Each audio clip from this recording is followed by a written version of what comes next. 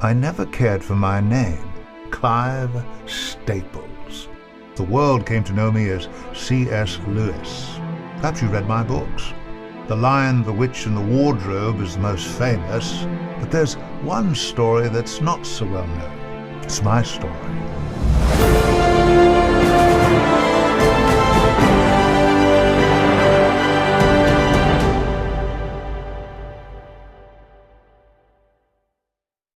What would it be like to spend an evening with famed writer C.S. Lewis? On today's show, we're going to talk with actor Max McLean, who's behind a new movie that will give you an opportunity to experience Lewis as never before. I'm John West, Managing Director of the Center for Science and Culture at Discovery Institute. Thank you for joining us today. C.S. Lewis has to be one of the most beloved authors in the English language. At least he's one of my favorite authors. His works have spanned many genres, from children's books to academic books to theology, even science fiction. As some of you may know, I edited both an encyclopedia about Lewis and a book of essays titled The Magician's Twin that explores Lewis's views on science, scientism, and society. Among many other things, Lewis was a prophetic critic of authoritarian science and the misuse of science to attack human dignity and ethics. Now, Lewis died in 1963, but you couldn't tell that by the continuing interest in his life and work. I am delighted to have on our show today actor Max McLean, who has a new film out on Lewis that will be in theaters for one night and one night only on Wednesday, November 3rd. The film is called The Most Reluctant Convert: The Untold Story of C.S. Lewis.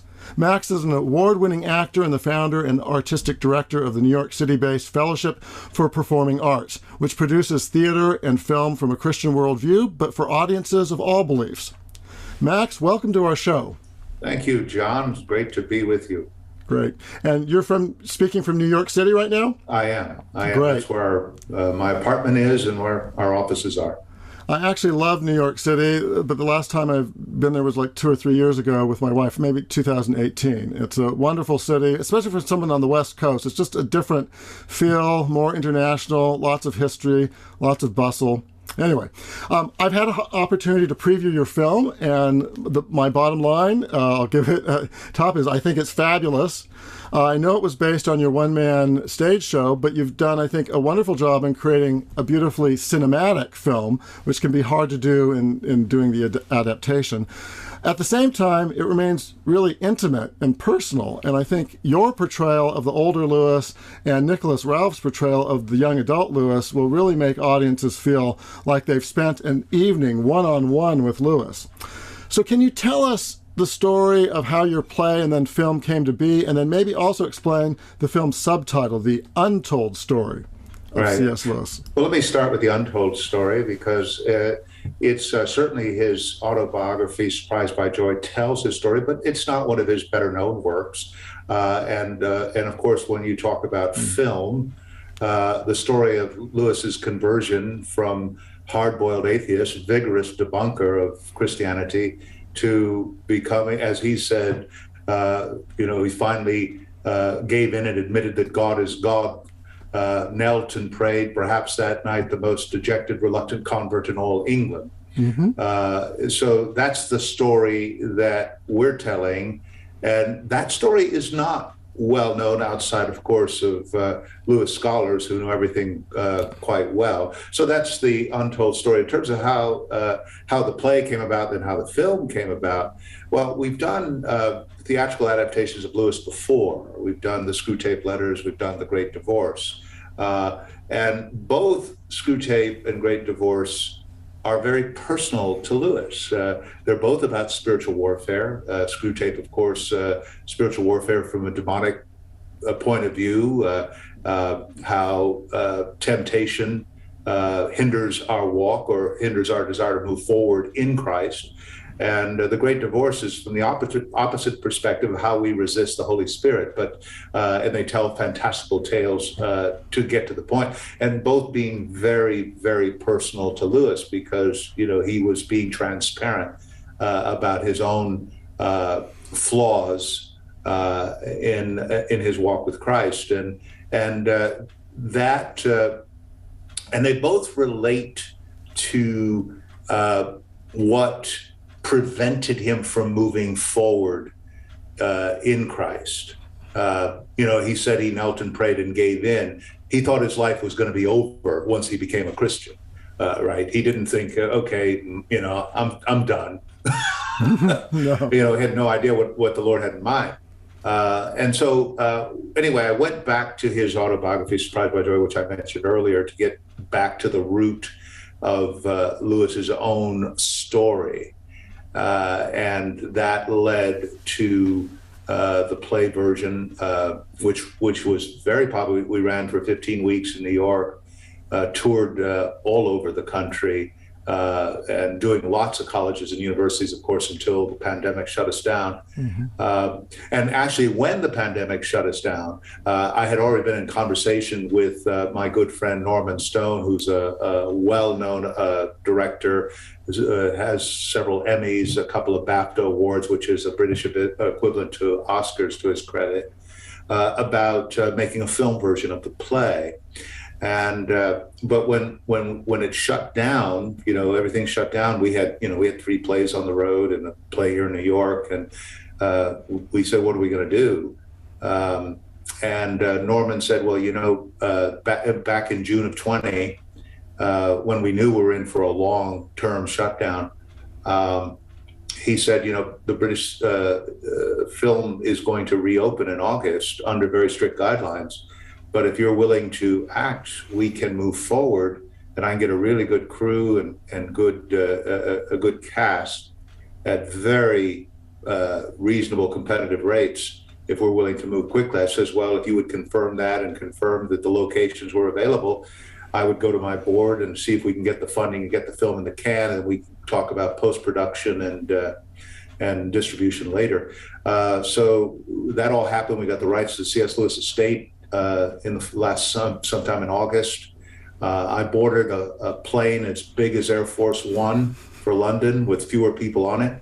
Went to London and quarantined for a couple of weeks. Began filming in the middle of September and finished the middle of October.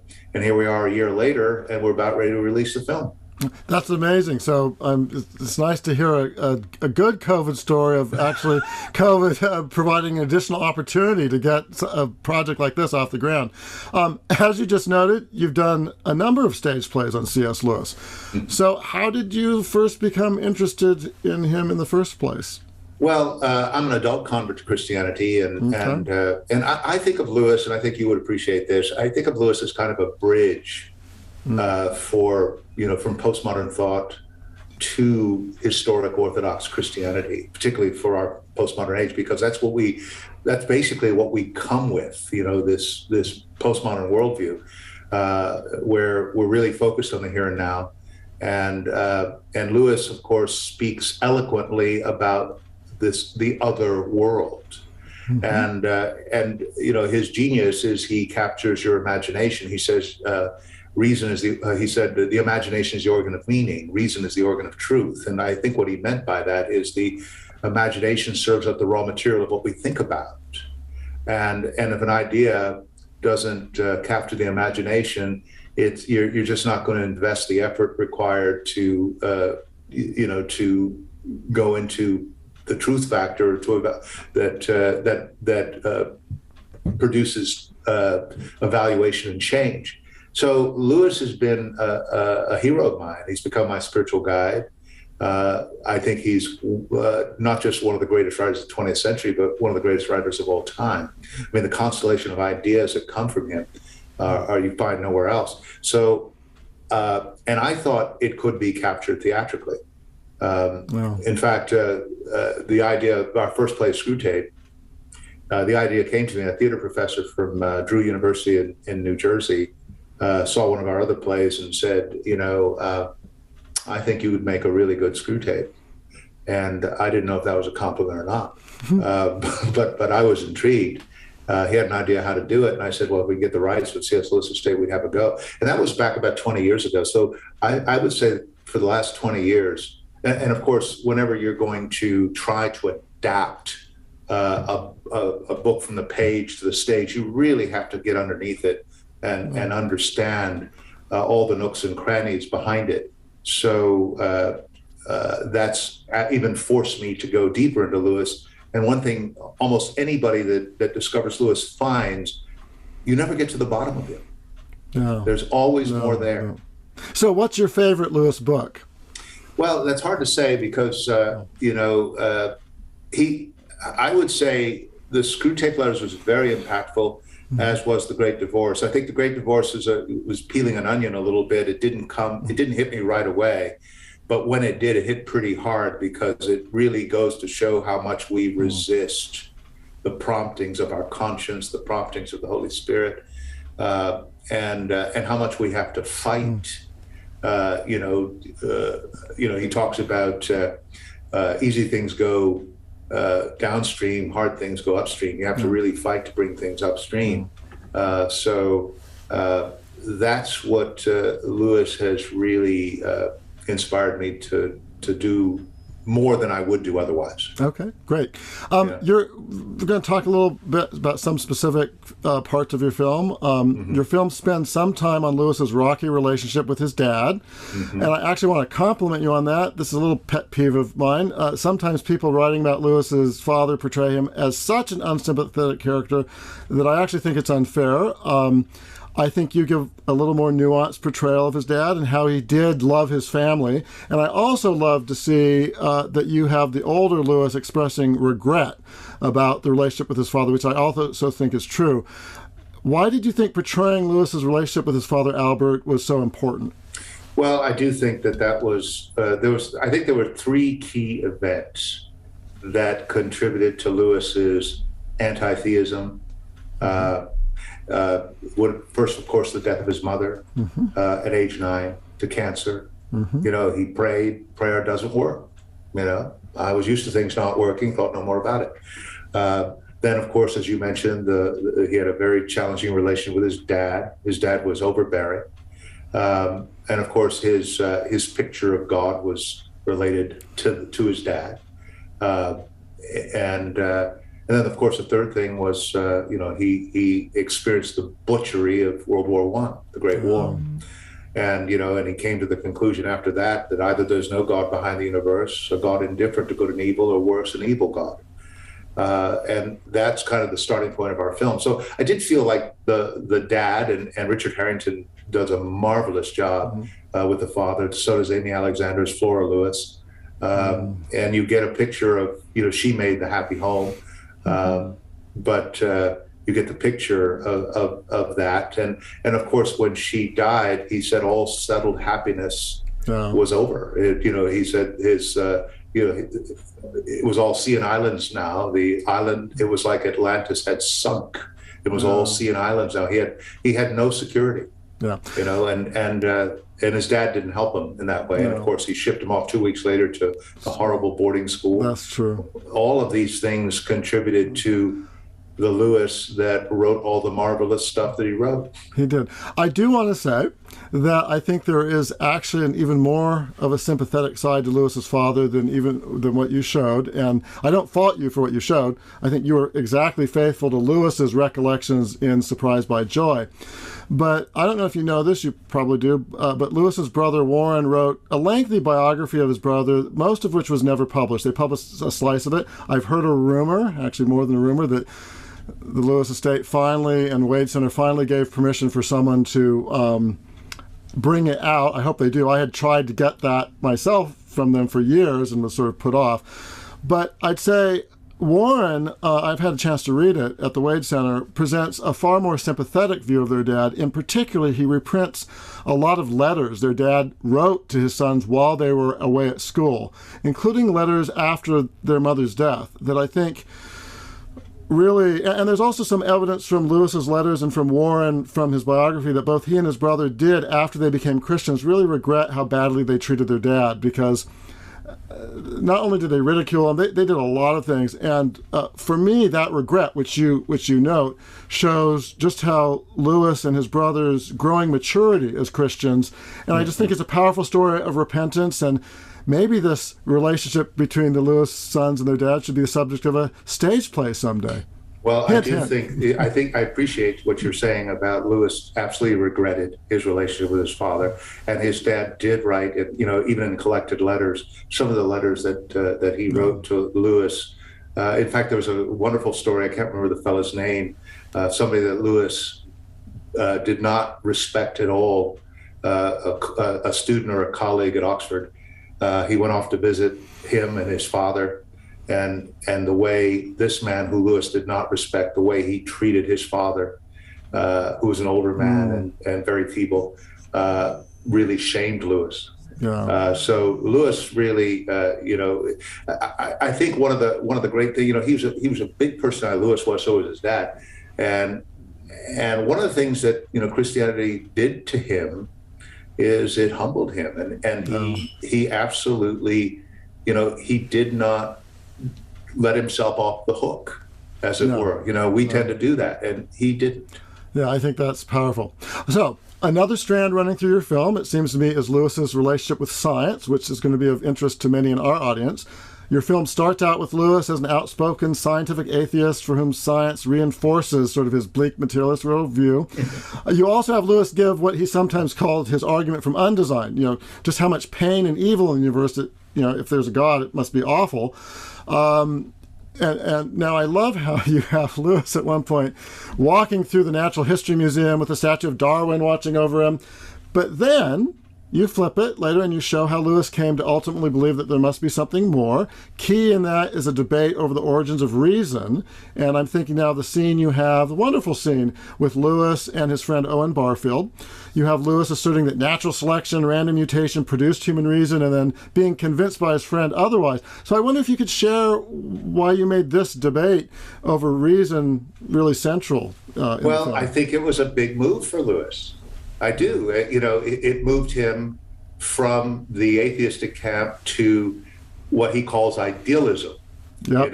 That there was something out there that was unknowable. Mm-hmm. Nothing to obey, nothing to believe. But it was. There's a line he says, "It would never come down here and do anything." That was. That was a big part, but I think that was the first step. It was maybe the first pawn or the first bishop that was lost in Lewis's case against God. Yeah. And then, of course, later on, he makes that extraordinary, I think it's wonderful. He said his argument against God was that the universe was so cruel and unjust. But where has he got this notion of cruel and unjust? Yes. He calls a line crooked because he has some idea of a straight line. What was he comparing the universe with when he called it cruel and unjust? Yeah. And I think that's almost unanswerable, and of course, because the answer is not desired, then it's like what he says. What Lucy is it Lucy or Polly? Polly says in that I must find another stream, and Aslan said there is no other stream. Yeah, I just want to encourage those who are watching who are particularly interested in debates over science, design, other things. Is that this story tells Lewis's story from atheism to Christian, but a key part of it is this sort of science subtext, and it's going to be a great discussion starter for you and your friends. And it's a fun film. That's why you should go see it. But it's also on some of these issues of sort of scientific atheism, the argument from reason, the argument from morality. This, like I said, you can discuss with your non-Christian friends, with your family members. I mean, it will be you'll want to have lots of discussions. Plan after you go to the movie to, go, if you're allowed, where you're living, to a restaurant or something, to have coffee or something, to have a discussion or have people over to your home, because it's a great discussion starter.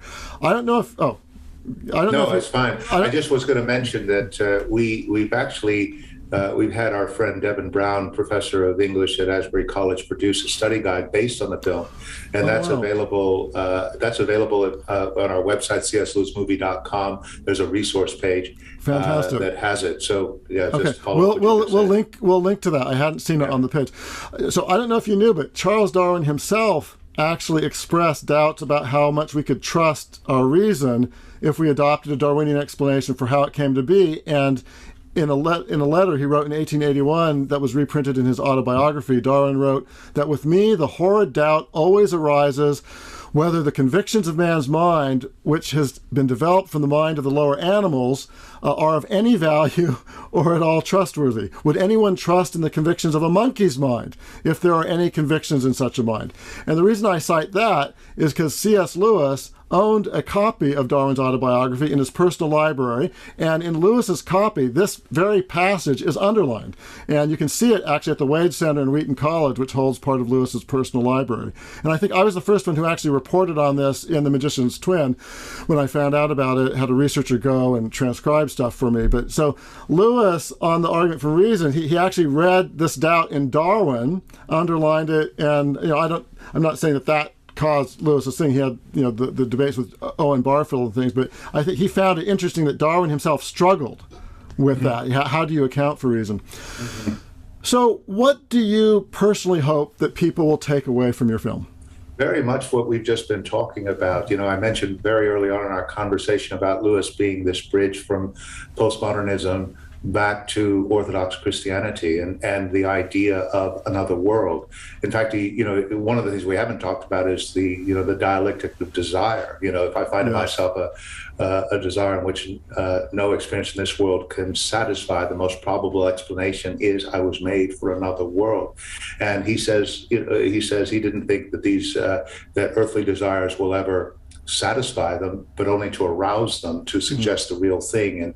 And later, what moved him in the ministry part of his life after his conversion was to press on to that other country and to help others do the same.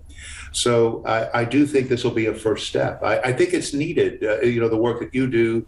There's lots of Jesus said it. Lewis said it, and I don't normally confuse them. I just want you to know. But Lewis one time said, I have this unbearable intellectualism, that he can't help himself. He said, of course, the direct evangelical appeal, come to Jesus, is still very effective. I've seen it done, he says, and those who, I can't do it, but those who can ought to do it with all their might. So that's, Lewis does not eliminate that by any means. But one of the things that he does say that I really believe, he said he doesn't think that rational arguments create belief, but he says the lack of them destroys conviction. Destroys it, because if you're not willing to defend it, it just ultimately goes away. And that's exactly what I'm finding on college campuses. It's not that Christianity is considered nefarious. It's just irrelevant. It's just not defended, not discussed. And so I hope this film is able to be a step in that direction. Yeah, I think that's very insightful. Our emotions, imaginations are all wonderful and important, but ultimately people want to know what's true. And so they want, if they don't also aren't able to think through that, that leaves a void. So as we wrap up, what are you up to next? Well, we've got a tour of C.S. Lewis, The Great Divorce, that's going on right now all over the country. Okay. You can go to greatdivorceonstage.com. See, I think by the time this airs, it'll probably be in Grand Rapids, St. Louis, Indianapolis, Cleveland, many other places. So that's going on. Norman Stone and I are diligently doing some research on a new piece that I'm not ready to, I can't divulge just yet, but we like doing film, and we do see film in our future. As for me, I've just finished the sequel to The Most Reluctant Convert. It's this play is when Lewis, it starts with this premise: when Lewis was converted, it was not obvious to anyone, let alone him, that he would become the kind of person that he became. So what were some of the things that propelled him to become the Lewis that we know now? And so this new play, which I've tentatively titled Further Up, Further In, is going to tell that story, beginning, let's say, what happened to him right after his conversion in 31. He wrote Pilgrim's Regress in 2 weeks in 32 to talk about his conversion, and his broadcast talks, Problem of Pain, and just some of the way he ministers to people in his in his unique way. Have you ever, just side question, I know we need to wrap up, but have you ever read his narrative poem, Dimer? I have not read it. Of course, I know it. Because know of it. Because I would say that if you, as you're casting about in future years, and if you think of a future project, Dimer is really interesting because it's before he was a Christian, but after he was no longer a materialist. So it's when he's an idealist. And and probably you wouldn't want to do it in the narrative verse, but even as a story of this young man, part of this scientific totalitarian state, and then he escapes it, and then he goes through various misadventures, including some things I think really are Lewis's critique of postmodernism. There's a chapter, and there's so much in that book that actually prefigures his writings as Christians, including the first mention of the term Shadowlands, which didn't occur in Narnia. It actually occurred in Dimer. And the other good thing, I presume you have a great relationship with the Lewis estate, but Dimer is either in the public domain or as of next year will become in the public domain. So that's interesting. What you just described also reminds me of Lewis's what Lewis was trying to say from a Christian perspective in That Hideous Strength. Yes. So this film that you're doing now, The Most Reluctant Convert, is in theaters for one night only, Wednesday, November 3rd. How do people get tickets? cslewismovie.com. cslewismovie.com. It'll take you to the page. You put in your zip code, or it probably knows where you are. Put in your zip code, and it'll tell you the theaters nearest you. The tickets, I'm happy to say, are going fast. The movie chain who we work with, AMC, Regal, Cinemark, kind of put us on a prove-it deal, and they've been adding many shows, and there may even be an encore, so we'll keep an eye. I would encourage them, if there's any way, to add some more in Washington State, because most of your ones are in Seattle, and like a week before it shows, they're adding vaccine passports for the first time, and we don't know what impact that will have, because even people who have vaccines don't often like to prove it. And so most all of your theaters are in the county that in my state where, like I said, shortly before this comes down, it will be harder to go to things, whereas some of the other things, like in Tacoma, which is our second largest city, there's nothing in the adjoining counties that where it's going to be a lot freer. But well, that's a good note. Let me send an email with that comment and see what happens. Anyway, so I also know and you may not be able to address this, but we'll get this question, and so I'll from our audience members here and abroad, if they don't have a theater nearby, or they're in England or some other country and can't see it November 3rd, are there future plans to make it available in other ways? Well, we just opened up, and this is not we. I mean, this is really beyond me. The distribution partners, the movie chains. We just opened up 43 theaters in Canada.